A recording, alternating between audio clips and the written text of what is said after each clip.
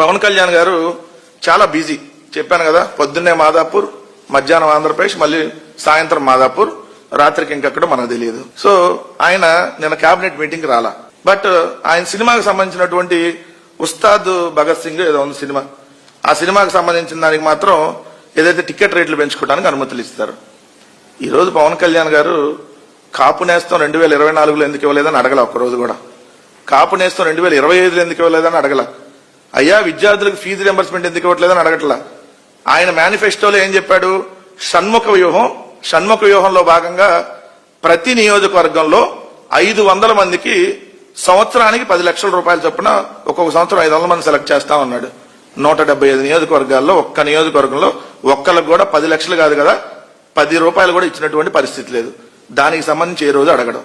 కానీ ఆయన అధికారంలోకి వచ్చిన తర్వాత ఉప ముఖ్యమంత్రి హోదాలో ఆయన హరిహర వీరమల్లు, ఓజీ, ఇప్పుడు ఉస్తాద్ భగత్ సింగ్, అంటే ఈ 3 ఫ్లాప్ సినిమాలు అనుకోండి. దానికి టికెట్ రేట్లు పెంచుకోవడానికి మాత్రం ఏదైతే ప్రభుత్వం నుంచి ఏదైతే అనుమతులు తీసుకుంటారు, దీని మీద మీకున్న శ్రద్ధ రాష్ట్రంలో ఉన్న సమస్యల మీద ఎందుకు లేదు?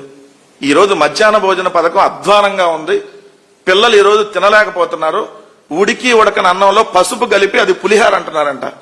సిగ్గుతో మనం తలదించుకోవాలి. అలాంటి అన్నం పెడుతున్నారంటే మళ్ళీ దానికి పథకానికి పేరేం పెట్టారు? డొక్కా సీతమ్మ మధ్యాహ్న భోజన పథకం అని పెట్టారు. నిజంగా డొక్కా సీతమ్మ గారిని అది అవమానించడమే కదా. మరి ఇలాంటి వాటి మీద పవన్ కళ్యాణ్ మాట్లాడ్డా? అయ్యా పిల్లలకు మంచి భోజనం ఇమ్మని అడగడు, అయ్యా కాపులకు కాపునేస్తూ ఇమ్మని అడగడు, అయ్యా పిల్లలకు ఫీజు రియంబర్స్మెంట్ ఇమ్మని అడగడు, అయ్యా ఆరోగ్యశ్రీ బకాయిలు ఇమ్మని అడగడు.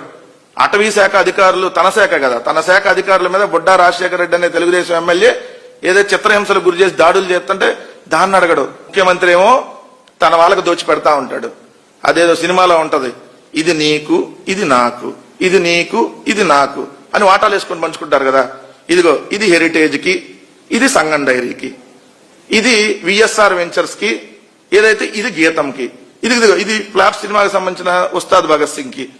ఇది ఈ రాష్ట్రంలో ఇది జరుగుతున్నటువంటి పరిస్థితి.